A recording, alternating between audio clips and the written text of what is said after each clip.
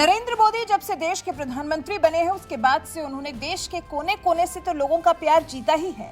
देश के कोने कोने से तो प्रधानमंत्री ने अपने दोस्त बनाए ही हैं। वहीं विश्व में भी कई बड़ी शख्सियतों को अपने जीवन का हिस्सा बनाया है, दोस्त बनाया है, निजी तौर पर देश से अलग जिनके साथ संबंध स्थापित किए हैं। तभी तो लोग पीएम मोदी को इतना सराहते हैं, तभी तो लोग पीएम मोदी को इतना मानते हैं। अब जर्मनी से ही पीएम मोदी का एक जिगरी दोस्त आया है। शनिवार को 2 दिवसीय यात्रा पर German chancellor Olaf Scholz Bharat पहुंचे हैं और उनका राष्ट्रपति भवन में स्वागत किया गया। प्रधानमंत्री नरेंद्र मोदी के साथ साथ कई अन्य शीर्ष नेताओं ने भी स्कोल्स से मुलाकात की। दिल्ली के हैदराबाद हाउस में स्कोल्स और पीएम मोदी के बीच में करीब 1 घंटे लंबी बैठक चली, जिसके बाद दोनों ने साझा प्रेस कॉन्फ्रेंस को संबोधित किया। इस दौरान पीएम मोदी ने रूस यूक्रेन युद्ध को लेकर बड़ा बयान दिया। उन्होंने कहा, भारत ने हमेशा से ही विवाद को बातचीत और कूटनीति के माध्यम से हल करने पर जोर दिया है। भारत किसी भी शांति प्रक्रिया में योगदान के लिए पूरी तरह तैयार है। सुरक्षा और रक्षा सहयोग हमारी रणनीतिक साझेदारी का अहम स्तंभ माना जाता है। पीएम मोदी के मुताबिक इस युद्ध को जल्द से जल्द समाप्त होना चाहिए।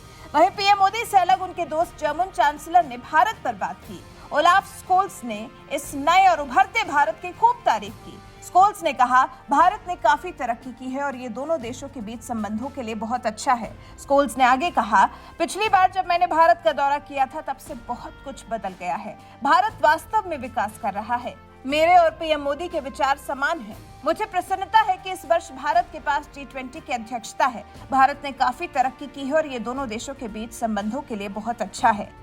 फिर भारत के साथ अपने संबंधों को और प्रगाढ़ करने के लिहाज से स्कोल्स ने एक और बेहद महत्वपूर्ण बात की। जर्मन चांसलर ने कहा, हमें प्रतिभा चाहिए, हमें कुशल श्रमिकों की आवश्यकता है। आईटी और सॉफ्टवेयर का विकास भारत में फल फूल रहा है और कई सक्षम कंपनियां यहां भारत में हैं। भारत में इतनी प्रतिभा है और हम इसका लाभ उठाना चाहते हैं। हम जर्मनी में उस प्रतिभा को भर्ती कर और आकर्षित करना चाहते हैं। लगभग 1800 जर्मन कंपनियां भारत में सक्रिय हैं और हजारों नौकरियां दी गई हैं।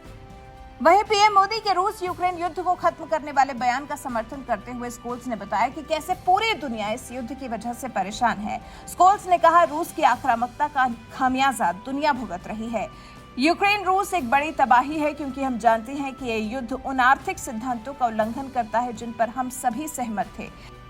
वहीं विदेश मंत्रालय के प्रवक्ता अरिंदम बागची ने ट्वीट कर स्कोल्स की यात्रा के बारे में बताया। उन्होंने कहा, चांसलर स्कोल्स की यात्रा बहुआयामी भारत जर्मन सामरिक गठजोड़ को और गहरा बनाने का अवसर प्रदान करेगी। बागची ने बताया, प्रधानमंत्री नरेंद्र मोदी ने चांसलर ओलाफ स्कोल्स का हैदराबाद हाउस में द्विपक्षीय वार्ता के लिए स्वागत किया। इसमें द्विपक्षीय संबंधों को मजबूत बनाने, हरित एवं टिकाऊ विकास गठजोड़ और आर्थिक गठजोड़ को प्रगाढ़ बनाने तथा रक्षा क्षेत्र में करीबी संबंध बनाने पर जोर दिया गया है।